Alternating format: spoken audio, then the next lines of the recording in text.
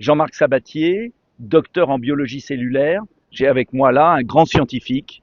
Alors, ces vaccins à ARN messager, entre guillemets, il y en a plusieurs types. Il y a les conventionnels, ce sont ceux qu'on connaît ici avec le Comirnaty de Pfizer-BioNTech, avec le Spikevax de Moderna.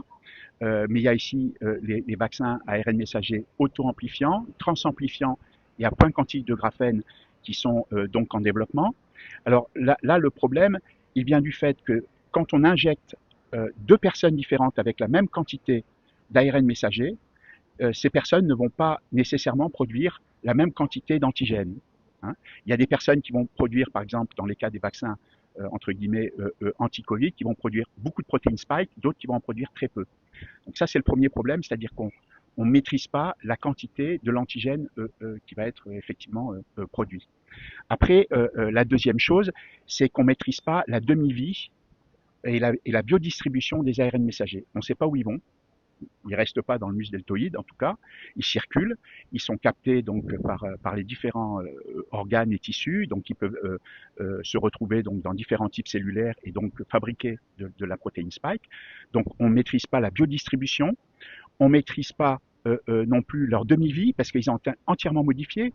Ce qu'on entend, c'est toujours les ARN messagers, c'est très instable, donc ça va être traduit en protéines spike, et puis ça va être dégradé immédiatement. En fait, c'est complètement faux. La demi-vie de ces ARN messagers qui ont été entièrement modifiés est très très longue. Elle dure des mois. On peut la détecter des mois après une injection vaccinale. L'autre chose qui est pas des moindres, c'est qu'ils utilisent dans ces ARN messagers un dérivé de nucléotide qui s'appelle la méthyl-1-pseudouridine, et on sait que ce dérivé conduit à la production de protéines hors cible, qu'on appelle aussi protéines fantômes, voilà, protéines aberrantes, et quelque part c'est très grave. Pourquoi? Parce que lorsqu'on va vous injecter cet ARN messager qui va contenir une multitude de dérivés méthyl-1-pseudouridine, par exemple, un ARN messager conventionnel contre la Covid, c'est à peu près 4300 nucléotides. Donc, il y a plus de 1000 méthyl-1-pseudouridine.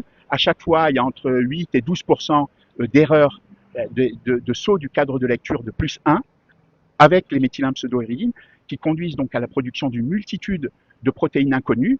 Et ces protéines inconnues vont stimuler le système immunitaire.